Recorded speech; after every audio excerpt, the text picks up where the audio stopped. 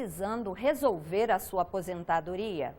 Necessita de algum tratamento especial de saúde? Sofre violência doméstica e não tem a quem recorrer? Se você não pode pagar um advogado, não desista. Talvez você possa contar com a ajuda de um defensor público. E é de graça. Doutor, eu já lhe apresentei antes de você chegar aqui como sendo o doutor Esperança. Viabilizar o conhecimento de direitos daqueles que nos procuram é o que há de mais especial. A Defensoria Pública é uma conquista da sociedade brasileira. Prestar assistência jurídica integral e gratuita para quem precisa é dever do Estado, está na Constituição e é papel da Defensoria Pública. Pouco conhecidos pela população e orgulhosos do que fazem, defensores públicos querem que o brasileiro entenda que tem direito a ter direitos. Representantes da categoria participaram de audiência pública na Comissão de Direitos Humanos do Senado. Veja agora, no Em Discussão.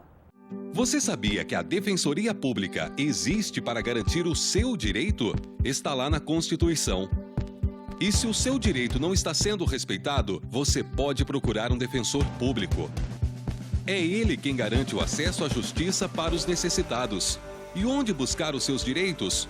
Humanos, do consumidor, da família, das crianças, do idoso, das minorias. O acesso à saúde é bem fácil. Procure a defensoria mais perto de você. A atuação dos defensores alcança os principais conflitos que afligem a população. Em todo o Brasil, a Defensoria Pública já realizou mais de 10 milhões de atendimentos. E as ações coletivas? Você já ouviu falar? Em muitos casos, basta uma ação para ajudar até milhares de pessoas. O problema não é só seu, mas atinge os vizinhos, seu bairro ou sua cidade. Se você tem dificuldade para conseguir vagas em creche, falta medicamento em hospitais, o transporte coletivo não é regular? Então procure a Defensoria. É um direito seu.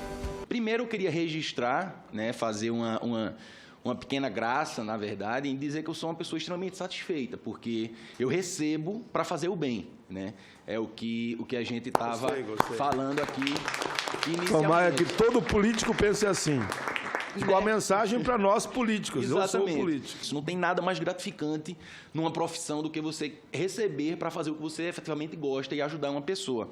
Eu fui participar de um itinerante no interior do estado de Pernambuco e tive um grande problema lá no residencial do Minha Casa Minha Vida, que envolvia mais de 300 famílias. Um dos representantes lá dos moradores chegou para mim e fez assim: doutor, eu já lhe apresentei antes de você chegar aqui como sendo o doutor Esperança. E eu fiz: rapaz, tira essa responsabilidade das minhas costas, mas a DPU ela vai fazer o que for possível. O seu Sebastião, ele chegou na defensoria, numa manhã, estava ali perdido, e eu no corredor, por uma dessas fatalidades, que nós não tínhamos espaço, e eu vi ali aquele senhor humilde, bem simples, com outro garoto, mais ou menos uns 12 anos, procurando algo. Me dirigi a ele e perguntei: o senhor está precisando de alguma ajuda? Ele: sim, eu estou precisando de um advogado. Eu: sim, então eu sou da Defensoria Pública, a gente está naquela sala ali e eu posso te ajudar. Ele disse: doutor, eu tenho um filho que ele era recenseador do IBGE e ele foi para Porto Velho. Lá em Porto Velho, ele sofreu um acidente numa Kombi do IBGE e ele ficou tetraplégico. De lá para cá, eu tenho sofrido um calvário. De lá para cá, eu não consigo nada. A gente entrou com a ação lá, a gente conseguiu uma condenação, mas o IBGE não está pagando o plano de saúde dele, não está pagando a indenização dele. Eu sou bem velho, ele é um senhor bem de idade mesmo. Tenho essa outra criança que eu tenho que levar para a escola, que eu tenho que buscar da escola. E aquilo me tocou profundamente. Me tocou muito. E é que naquele momento eu entendi qual que era o nosso papel, qual que era o papel do defensor público. Porque naquele momento eu sabia que o senhor Sebastião só tinha a mim para poder resolver aquela questão da vida dele. E que aquilo era essencial, aquilo era algo que dependia da continuidade da própria vida dele, do filho dele e do outro menor. Entendi que ser defensor é ser transformador de uma realidade. O Sebastião foi me agradecer. E ele levou uma galinha de agradecimento. Era o pagamento que ele queria me fazer. E eu falei: não, Sebastião, a gente trabalha gratuitamente, a defensoria é gratuita. Aí ele: não, advogado é pago. Eu falei: não, a defensoria pública, a Constituição Os constituintes nos deram uma missão. A missão é de exercer gratuitamente nosso munus, nossa função. Mas e eu até entendo que seria uma ofensa a ele não receber a galinha. E aí eu recebi a galinha. Que essa atividade de viabilizar o conhecimento de direitos daqueles que nos procuram é o que há de mais especial. É o que há de mais especial. Também fui uma colaboradora da Defensoria do DF e foi o local onde eu desistir da faculdade de Direito, porque é, sinceramente, uma faculdade extremamente enfadonha nos primeiros semestres, aonde a gente ingressa acreditando que vai fazer a diferença, e a cada semestre que passa a gente vê mais burocracia, mais processualística, e você pensa, como é que eu vou fazer a diferença nesse mundo cheio de regras, cheio de obstáculos? Sinceramente, chega uma hora no curso que você fica até desacreditado. E alguém disse, não, você precisa conhecer a Defensoria Pública. Aí o rapaz, onde é que faço a inscrição? E eu fui fazer a inscrição ali atrás do Detran, perguntei quando é que eu começo. Pessoal, a menina começa já semana que vem. Eita, semana que vem. Se hoje eu represento aí os colegas do direito previdenciário, um direito extremamente violado, né? E, infelizmente, toda vez que a gente pensa em reforma, em cortar gastos públicos, a gente pensa no direito previdenciário. Quando ingressei na Defensoria Pública Federal, em 2009, com poucos meses de carreira e ainda muito jovem, recebi um pedido de assistência de um assistido estrangeiro, idoso e doente, num pedido de extradição do Supremo Tribunal Federal para ser inquirido na Polícia Federal com autoridades estrangeiras. Fui ao inquérito, levei o Pacto de São José da Costa Rica e disse, você, senhor, só vai falar se quiser, está aqui o pacto. Fui intimidada por autoridades das maiores naturezas. Pediram para me retirar da sala da Polícia Federal. Eu disse, a Constituição do meu país me autoriza e eu vou ficar aqui. E os policiais federais, que eram responsáveis pela rigidez, me mantiveram na sala. E ele teve o direito de escolher não produzir prova contra si mesmo. E eu estava ali para defendê-lo contra tudo e contra todos, porque esse é o nosso papel. A Defensoria Pública não tem dono. A Defensoria Pública da União é uma conquista do Estado democrático. A Defensoria Pública é uma conquista da sociedade brasileira. Ser defensor é ser parceiro daquele que mais sofre, é sofrer junto, mas, acima de tudo, é buscar solução para ele. Nos dias atuais, até mais do que 90% das vezes, ela é extrajudicial, ela não é judicial. É mérito, é privilégio, é honra e é uma verdadeira missão de vida fazer parte da Defensoria Pública. Vagas em UTIs, remédios caros para tratamento de câncer, alimentação especial para quem precisa. Batalhas travadas e muitas vezes vencidas por defensores públicos, atendendo a pessoas desesperadas que buscam na Defensoria uma tábua de salvação. Este ano nós estamos trabalhando um tema acesso à saúde, um tema extremamente importante, onde nós temos uma atuação diferenciada. Às nossas portas amanhecem milhares e milhares de brasileiros à busca de medicação, de internação, de leitos de UTI, de tratamentos fora de domicílio, de cirurgias, de tratamentos de alto custo. E é através da Defensoria Pública dos Estados, do Distrito Federal e da União que essas pessoas têm logrado êxito e têm alcançado a efetividade de um direito tão fundamental que é o direito à saúde. Eu sei que o SUS tem problemas, mas é um sistema complexo, mas tem partes boas também. Eu acho que a questão da prevenção, das vacinas, a questão do remédio já acessível para algumas pessoas, para algumas doenças, mas o atendimento na ponta, a gente, principalmente na rede hospitalar, na rede ambulatorial, incomoda muito essa questão das doenças mais graves, da pessoa peregrinar de um médico para o outro. Vai para o médico, ele decide que ela tem que fazer uma cirurgia. Para mim, dali para frente, tinha que tomar conta dela. Não, ela vai fazer, não, então você vai fazer a cirurgia, até marca.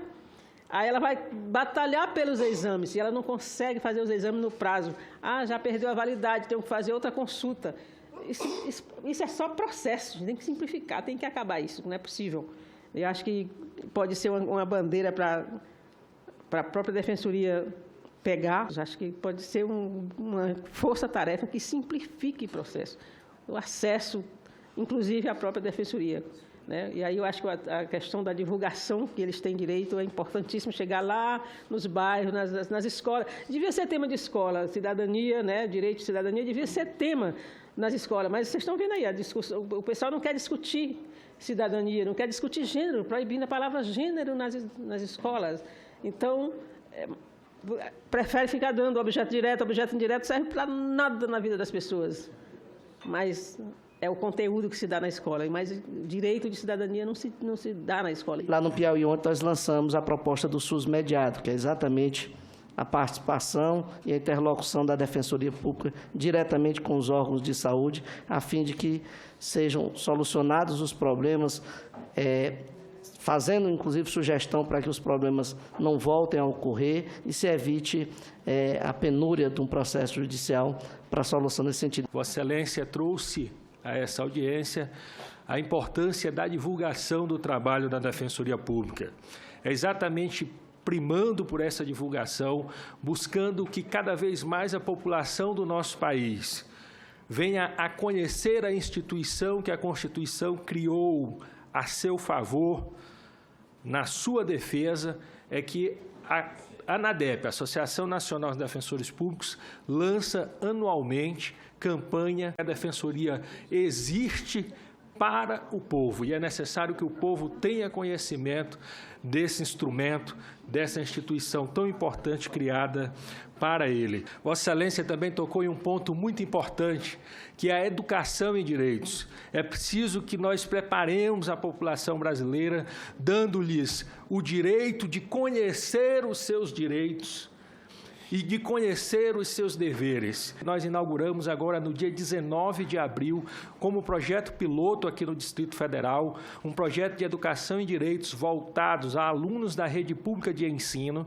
pais e professores, senadora, dando lições de direito constitucional, direito administrativo, direito civil, penal, consumidor, criança e adolescente, criando verdadeiros cidadãos, na verdade, prevenindo litígios que possam vir a surgir, criando jovens, adultos conscientes dos seus deveres e dos seus direitos. E esse projeto, através da Associação Nacional dos Defensores Públicos, haverá de ser expandido para o país inteiro. Nós já temos mais de 14 estados que aderiram a esse projeto.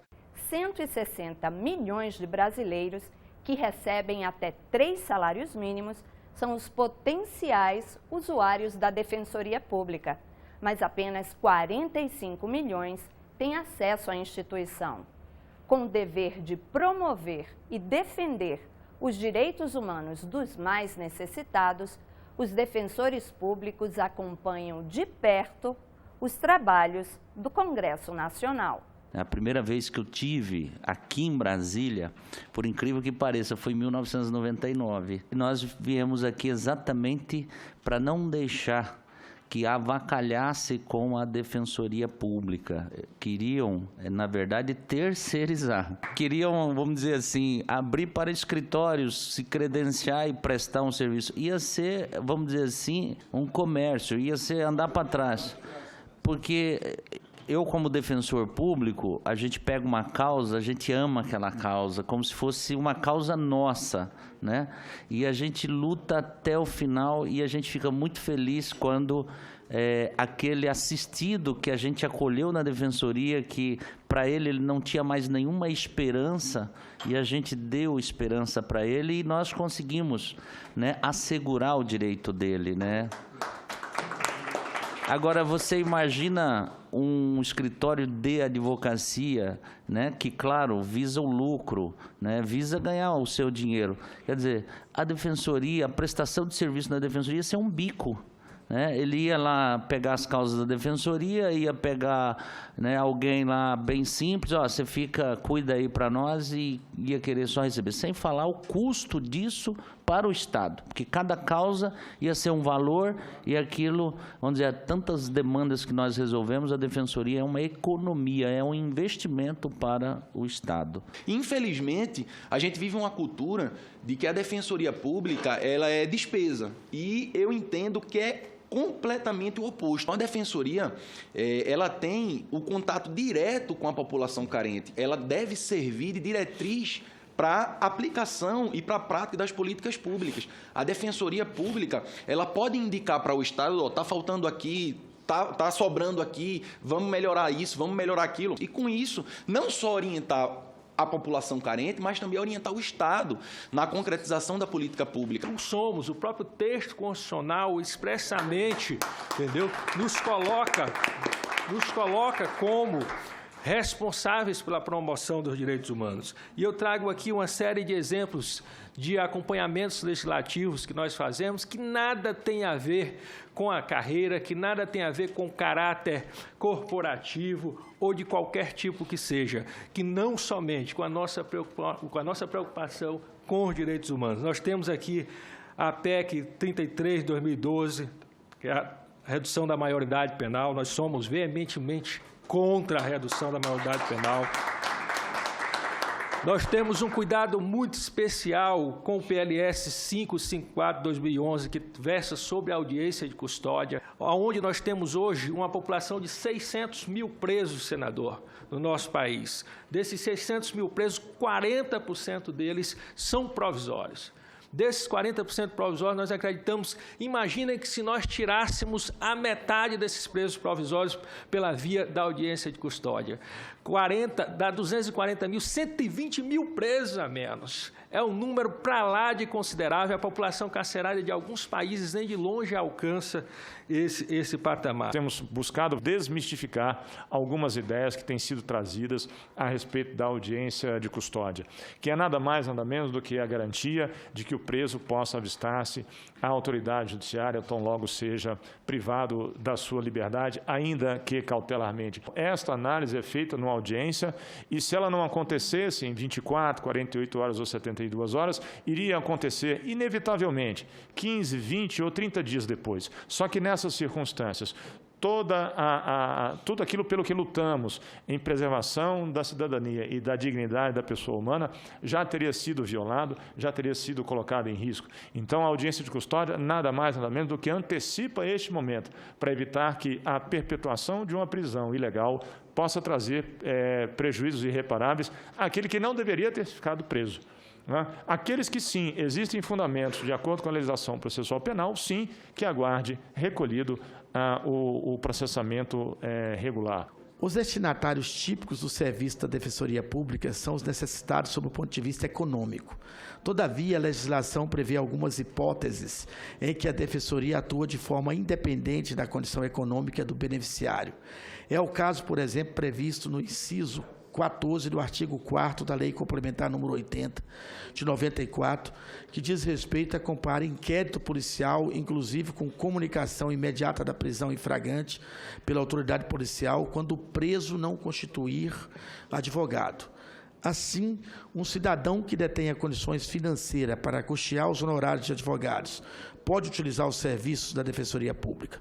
Quanto a isso, pergunto: qual a opinião do senhor sobre o pagamento de taxa para a cobrança de serviço da Defensoria Pública por aqueles que não são necessitados economicamente quando ocorrem essas hipóteses? Nós somos sabedores da nossa missão em relação ao atendimento à população carente, aqueles definidos pela Constituição como hipossuficientes, que não têm condição de pagar um advogado particular. Mas também somos conhecedores da nossa missão de combater a injustiça e de evitar a violação e perecimento de direitos, principalmente quando a nossa intervenção rápida é exatamente o que vai diferenciar ou não o perecimento desses direitos. E casos como estes do réu preso, ou outros em que somos chamados a atuar exatamente para garantir que nenhum direito fundamental seja violado, pode resultar depois, né, em cobrança eventual de honorários advocatícios. Então, não obstante, vez ou outra, a nossa intervenção seja aquela emergencial e urgente, né? Nada impede que o cidadão doravante possa ser patrocinado por advogado particular, reembolsando o Estado pela intervenção pronta e imediata do defensor público em casos de emergência. São cerca de 6.000 defensores públicos estaduais e federais para cobrir todo o território nacional. Em 2015, eles realizaram nada menos que 12 milhões de atendimentos, o que dá em média 2.000 por cada defensor. As defensorias públicas querem mais servidores e querem também autonomia e orçamento próprio. Apesar da autonomia já estar determinada por lei, os defensores públicos reclamam que em muitos estados ela ainda não foi de fato implementada. Não há que se falar em acesso à saúde, em acesso à educação, em uma série de direitos fundamentais que são trazidos e são apresentados pela Defensoria Pública ao Poder Judiciário, sem que nós tenhamos uma instituição autônoma assim fazendo. Volta e meia nós litigamos contra o poder público e por isso é necessário que a Defensoria Pública ela tenha esse poder de autogoverno, de autotutela, de autogerenciar-se, aonde vai crescer, aonde vai avançar, aonde vai alocar os recursos. Nos faltam recursos, nos faltam profissionais, mas nós não queremos nos esconder atrás dessas dificuldades e simplesmente dizer que não podemos avançar, porque queremos avançar e queremos fazer sempre mais. Nós temos hoje 1/3 do número de juízes, metade do número de promotores, só estamos presentes em 39% das comarcas brasileiras. Mas com o que temos, senador? Nós temos feito um trabalho diferenciado e esse trabalho tem aparecido. São milhões de atendimentos que são realizados nesse país ano a ano. Na verdade, nossa estrutura, se a gente busca mais estrutura, é para produzir mais, é para alcançar mais. Porque a gente sabe que se a gente for mais longe, a gente chega onde está o assistido que não consegue chegar até a gente. Só para termos uma noção, hoje na Defensoria Pública da União, nós temos 14 grupos especializados de trabalho. Nós temos os grupos, o grupo de quilombolas, que vai até os quilombos, os remanescentes de quilombos. Por quê? Porque muitos desses lugares, as pessoas não têm condições nem de procurar a Defensoria Pública mais próxima. Então, a gente faz esse trabalho. A gente hoje tem uma parceria com o Ministério Público do Trabalho e Emprego, e agora a Previdência também, né? No sentido de resgatar as pessoas em condição análoga ao escravo. Semana passada, no Paraná, nós resgatamos 19 trabalhadores em tais condições. É preciso avançar, é preciso fazer valer na prática a necessária autonomia administrativa e financeira, além da independência funcional.